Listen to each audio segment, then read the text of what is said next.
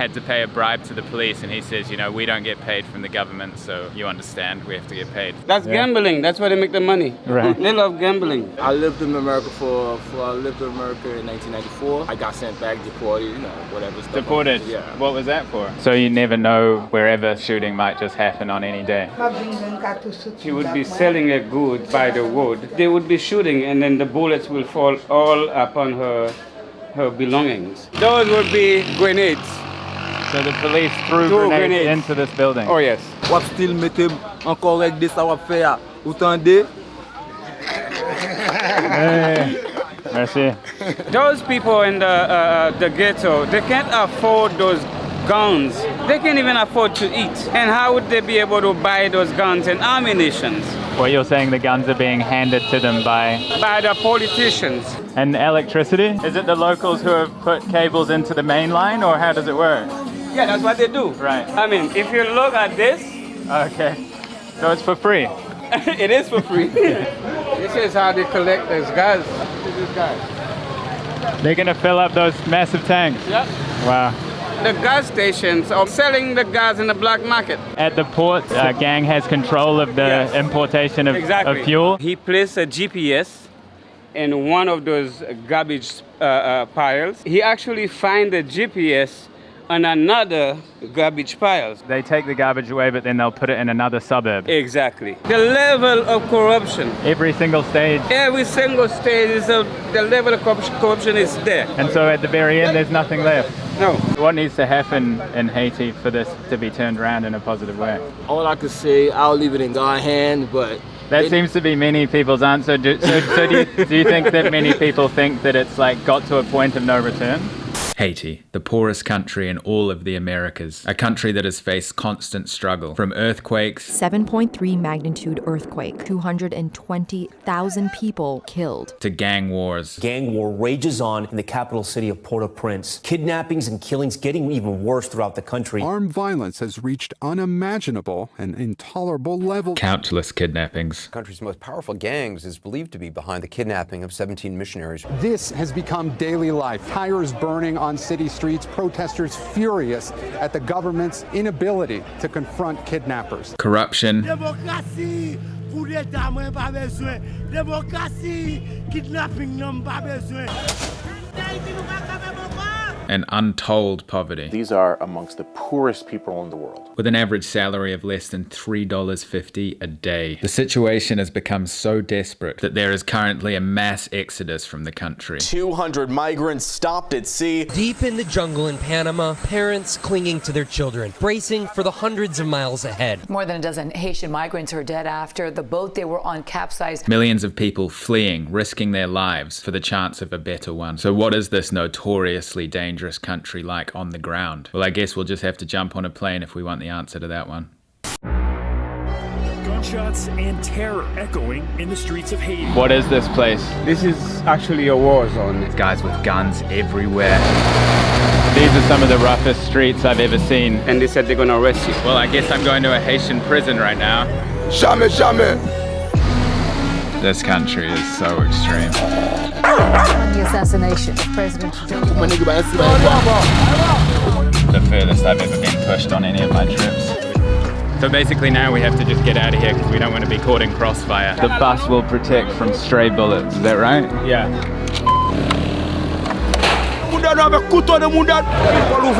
No, it's not free at all. We saw a kidnapping, but we have to wait behind this wall until the shooting stops. Who killed by the gun will die by the gun.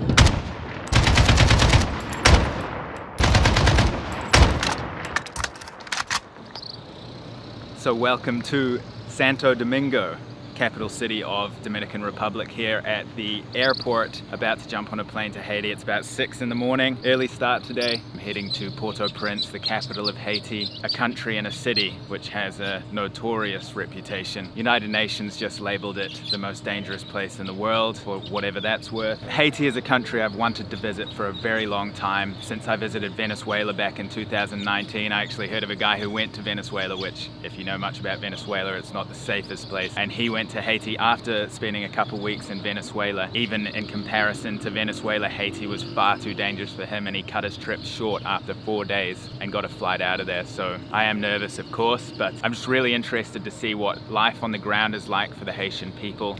Obviously, it's a beautiful landscape, but mixed in with untold suffering for centuries. So let's go and see what Haiti has to offer. Gracias.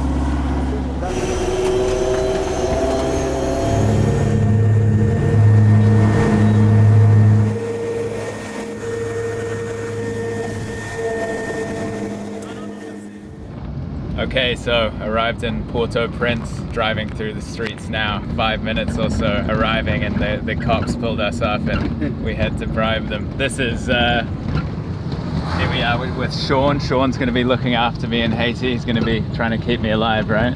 Oh yes. Yeah. We'd basically left the airport maybe a kilometer or so, and then the police pulled you aside. They had machine guns and obviously armor and everything, and they wanted something from you. Oh yeah, he took my license and then took my car paper and just stick it in his pocket and keep walking around with it. And I had to go and meet him and say, "What's up? Are you gonna give me a ticket or not?" He said, "Nah, you know how it works." I said, "Okay." Then I went, I gave him something, and he gave me back my license and my car paper.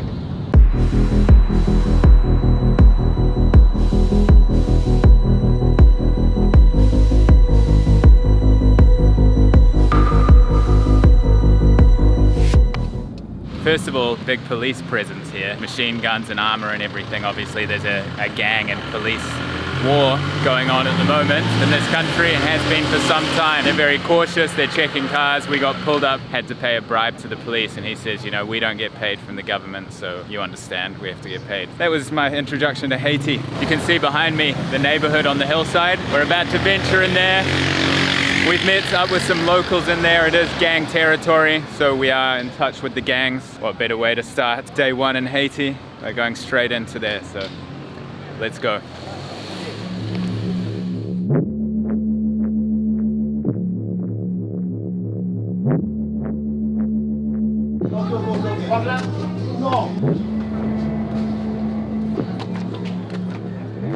Right here we are in the area of Jalousie. And how is safety and things here? This is gang territory, or? Yes, partly there are some gang activities inside of this area. Gang activities is not the same as downtown area or Cité Soleil. Which are places we're going to go to later in the trip, yes, right? Exactly. Even I, as a guide, I would have to find a guide inside of this area. So you say it's not safe here? It's not quite safe. Right. But it's safer than the other areas. Okay.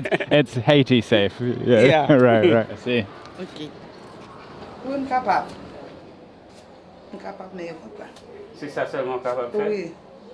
She cut her stroke and she can't even move and go anywhere. Had a stroke? Yeah.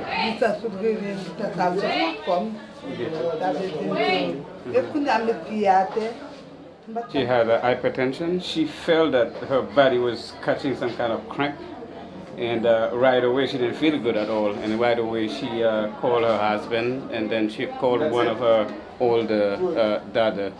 And by the time they arrived here, and she already caught the stroke. Where I come from, on the news for Haiti, it's painted like this place with never-ending problems. Would you say that's true for your experience living here? Yeah, it's a huge problem. She's a merchant and used to go downtown to sell her goods, but now she can't even go because of all of that shooting that is constantly happening. So you never know, wherever shooting might just happen on any day? She would be selling her goods by the road. They would be shooting, and then the bullets will fall all upon her belongings. Right, so not only it would be really scary, but it would ruin her product. Yeah, and then what happened is that she left downtown and she left all her belongings downtown. She ran away from the shootings that was happening. All her belongings were stolen, and now she doesn't have anything. One last question. What do you think needs to happen for Haiti to be in a better place than it is now? Only God himself can save this country, because we don't have a government and we don't have any institution that are actually working at this moment.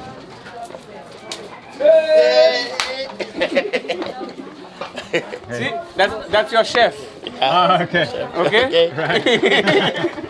He's the chef at my hotel that I'm staying. Love the community vibes.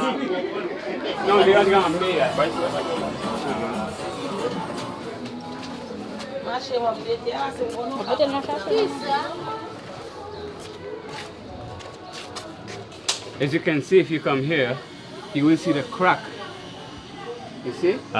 You see all that crack? That's from the earthquake. All here, as you can see, this is all the crack from 2010.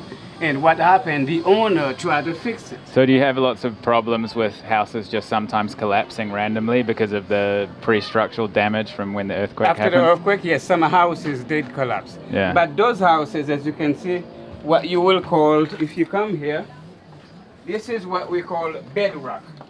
You see? Those houses are built in bedrock. So if the even if the earthquake happened, the rocks will actually move with the house. Right. So it doesn't damage the house as quick as a house that would build in flat land or what you would call clamlands, weak clamlands. Right. Yeah. So those houses, many of them were cracked, but they did not actually collapse. So it's like natural earthquake proof? Yes. Okay. Got it, yo. Oh, we got an audience.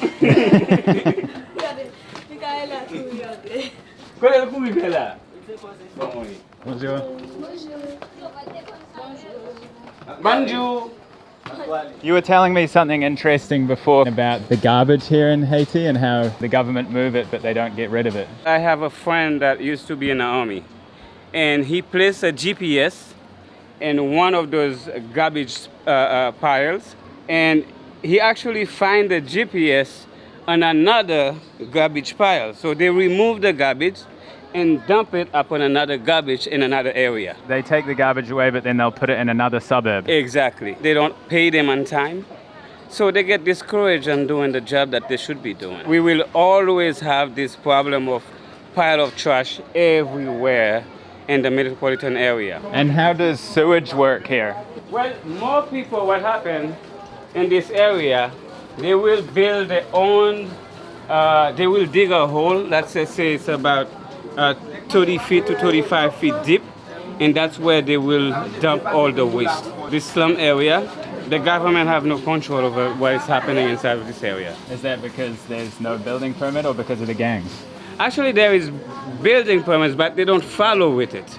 When those people are building that house, the government doesn't even show it. Right. Yeah. And to tell them this is how the way you should build it, and you should leave space or even wood for cars. You don't even see that in here.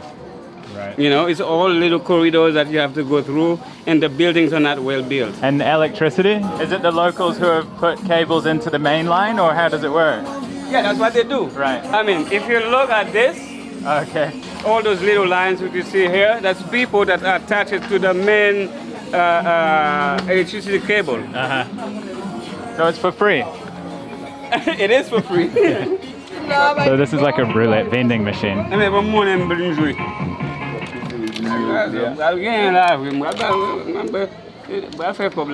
go to busy. What do you think I should do? 6. Okay, molasses. Did they make this?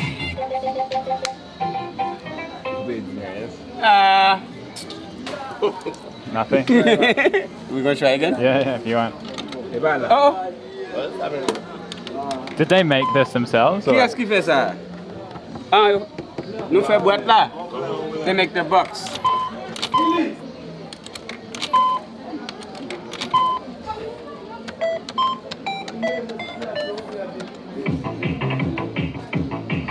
How many people a day play this? A lot. Heaps. Yeah, that's gambling. That's where they make the money. Right. They love gambling. Mehdi? Oui. Ah, nous allons gagner bagala. Nothing. We could only go so far into that neighborhood there because the guys that you have the contact with are only in touch with the gangs that run a certain area, and if we crossed, like I guess, an invisible border, we would be in somebody else's territory and it could get exactly. dangerous. That's how it works in a big slum area like that. So you will have different, what you call chiefs that control different areas.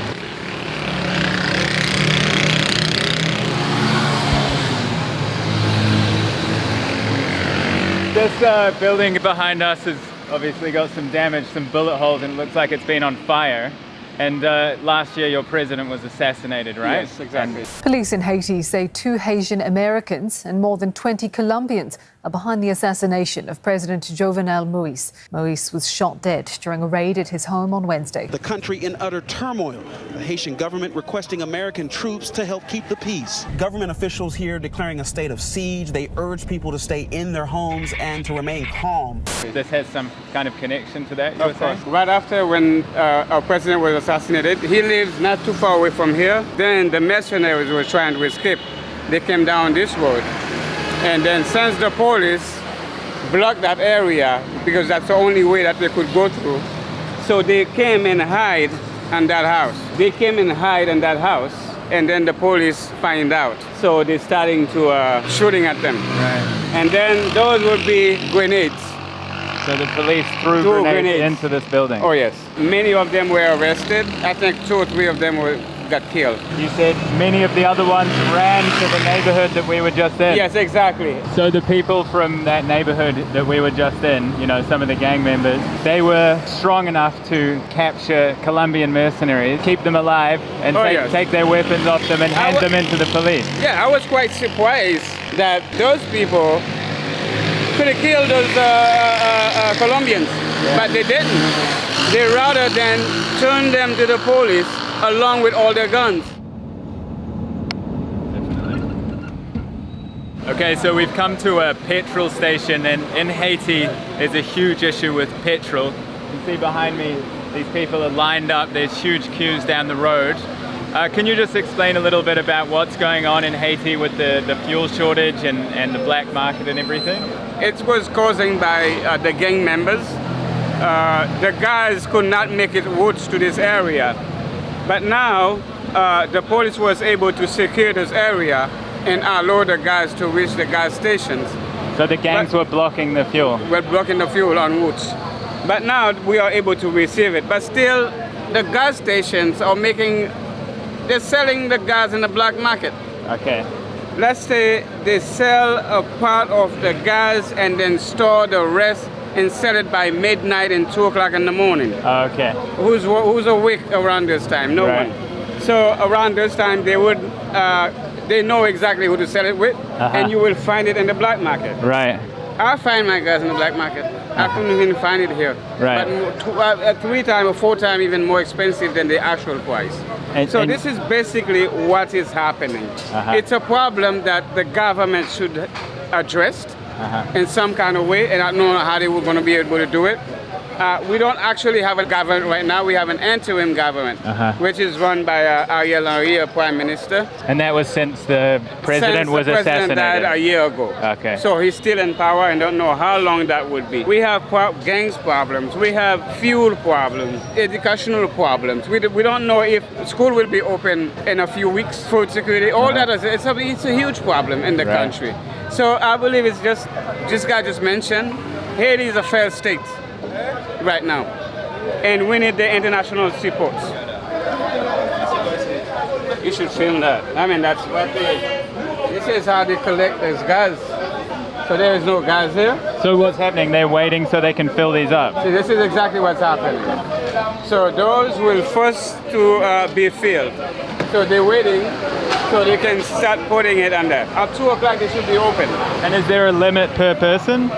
Or is it just whatever, who can take whatever? Not really. If you can bribe the guy working at the gas station, so every single level is corruption? The level of corruption. Every single stage? Every single stage, is the level of corruption is there. And so at the very end, there's nothing left? No. Right. Now you're going to have to raise the price of transportation. That will also raise the price of food products. Right. And so inflation must be absolutely rampant. So high. Long line of cars reaching all the way down there to here. And those people, they can't even find gas, and they're looking for gas and they want to work. He's been trying for those 22 days trying to find gas, and he's unable to find gas. And so he's just camping out by the petrol pump to hopefully some shows up? He's been here since 5 o'clock in the morning, 5 a.m. Just sitting here waiting just sitting here. They open and they close it. They open and they close it. Walking along the line here. We even have the government car. That's a government car. Yeah, service de l'État. Right. Waiting for gas as well. What happened? L'État obtient gas too? Let's charge it. This guy. They're going to fill up those massive tanks? Yeah. Wow. So even the government can't get access to petrol? I see one government car. Yeah. Right on the line. Yeah. And I asked him, even the government car is on the line as well? He said, well, you see what's happening. That's what he said? Yeah. This is insane. This is totally crazy. Yeah. I mean, the government cars cannot have gas? Yeah. And you're saying at the ports there's like a gang has control of the importation of, exactly. of fuel? And that's why that was one of the main problems, because they could not get to the gas station with the gas because it is being blocked by some gangs. Le peuple américain est utilisé, mais c'est l'État américain qui mettait dans toute sa nière là.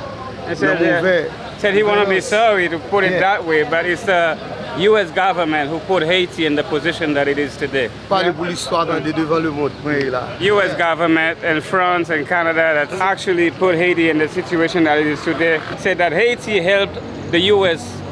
fought for independence. Our blood was thrown for the sake of the independence of the U.S., for their liberty. And now this is what they return to us, so they don't respect our values. So God will punish them for what they're doing to Haiti. And can you just outline the biggest problems in Haiti right now? Plus gros problème que n'a confronté en Haïti qu'on y a là.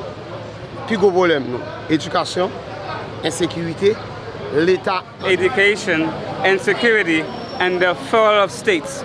The Haitian states, the Haitian government is completely failed and collapsed and their duties. He believed the reasons of all of that, that's what caused a lot of migrants are leaving the country by boat and leaving and flee this country.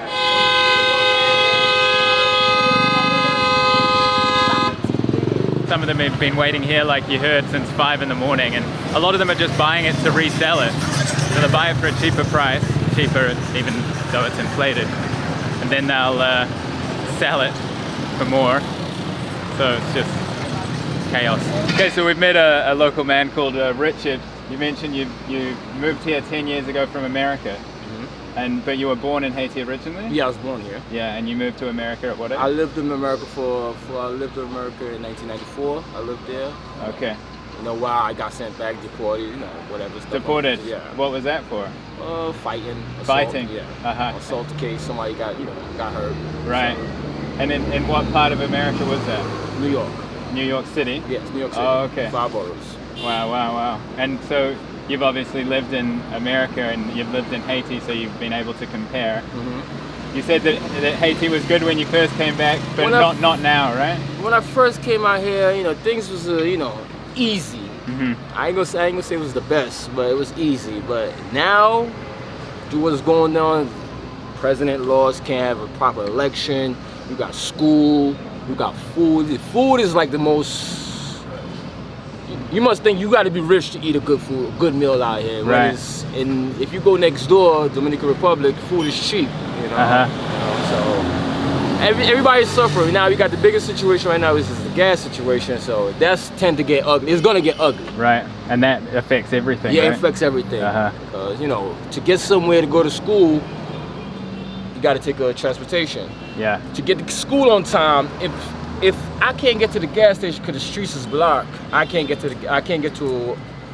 on the road. The streets is blocked due to the gas station. Cars piled up. Yeah. How my kids gonna get to school now? What needs to happen in Haiti for this to be turned around in a positive way?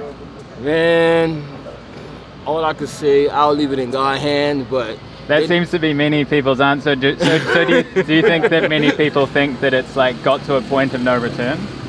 For me personally, it's my opinion. I think it's no return. You think that? So a savior God, somebody's gonna come from somewhere, gonna say a Dark Knight or Superman's gonna come and deliver us. Right. Where do you see the future? You think it's gonna get a lot worse? Well, by the way things is going, I don't see it getting better right now. There's no promise. There's not even a false hope. Really? Of getting better. Right. More or less the reality of getting better, you know. Is the people got to put their head together, and you know, that's something that's very difficult out here for people to put their head together. But and so for somebody like me, obviously I'm very privileged. You know, I have access to fuel and petrol at home and everything, and I don't have to worry. But so it's hard for me to understand, how do you keep going every day, day in, day out? Like, what goes through your mind every morning when you have to go out and earn money? When you got to earn money, man. Okay, it's like two different lifestyles out here. You can do the, how can I say it, the gangster life, you know, negative thoughts, you know, robbing people, or you can do what people do out here. I would say begging, or you see somebody that you know, you ask them, yo, I would like to go, you know, let me help you out. Right. Or I see somebody I see every day, like the business owner, I see you every day. Yo, can I hold $500? Okay, so it's just like little bits of work here and there. Yeah, you know, odd jobs. Wow. You know, that's how it works out here. Or some guy will give, I don't know, a construction site might be breaking down, or it might be some material you could take and go convert it into cash. You know, those type of hustles. You know. So Rich has just mentioned that he has 2 kids, so he has to, you know, spend multiple days out here and feeding to earn money on the streets to feed his family. So he's showing us where he lives, where he sleeps.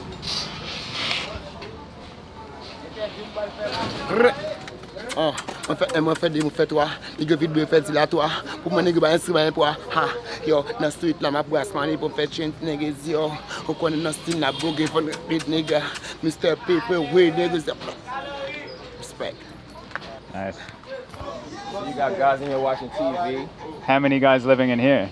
Well, it works like this. If you have a situation that, let me see, you're trying to pay rent or you can't get nowhere to live, your family is one spot, you come here for an embassy, like, okay, I can lay here for a little minute, and I'll scrap up some money. So it's like a refuge.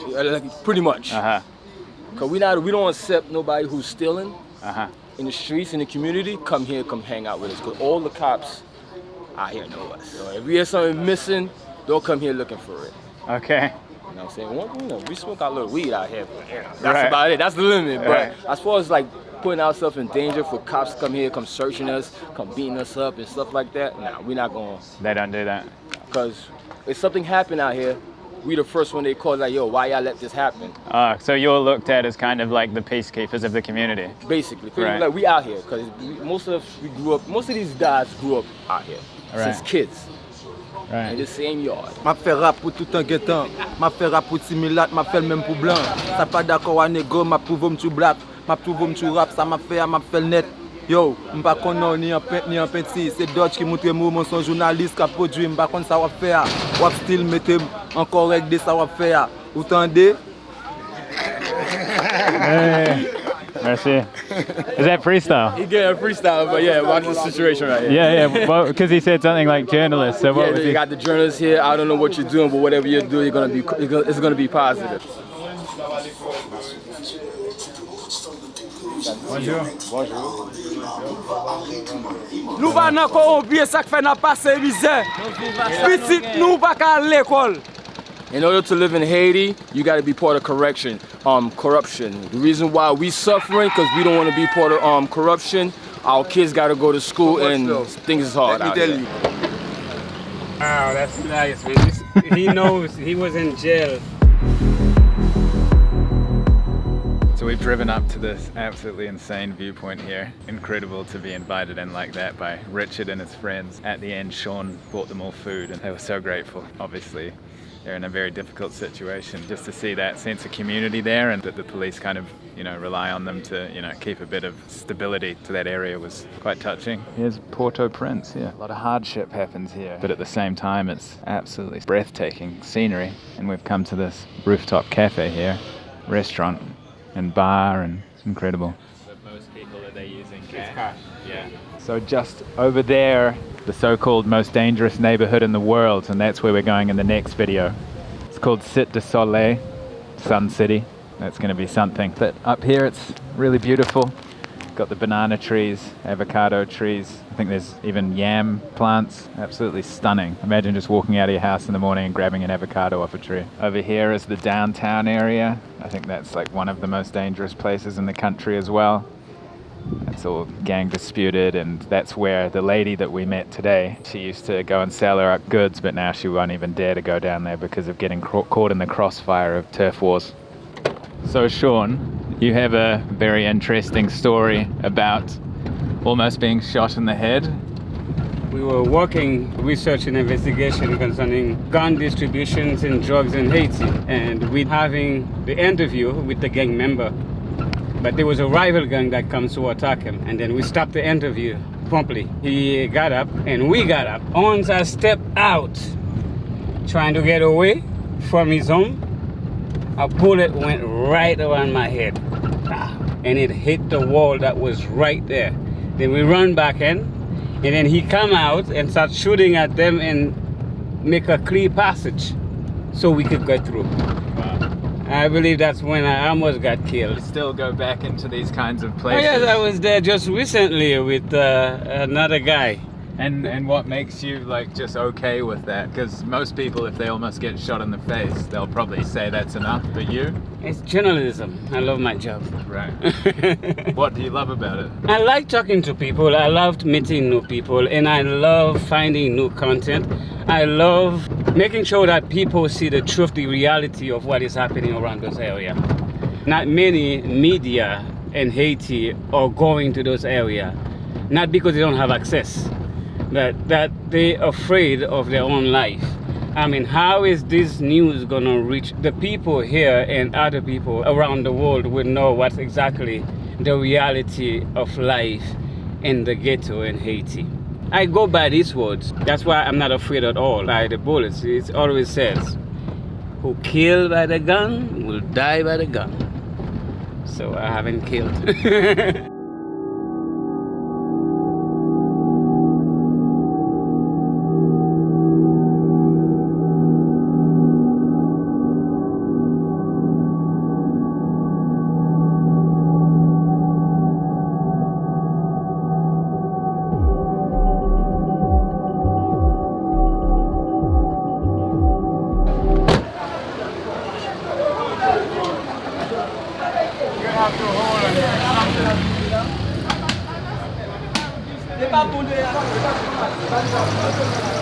So Sean, something that is widely covered in the news in Haiti is kidnappings, right? Yes.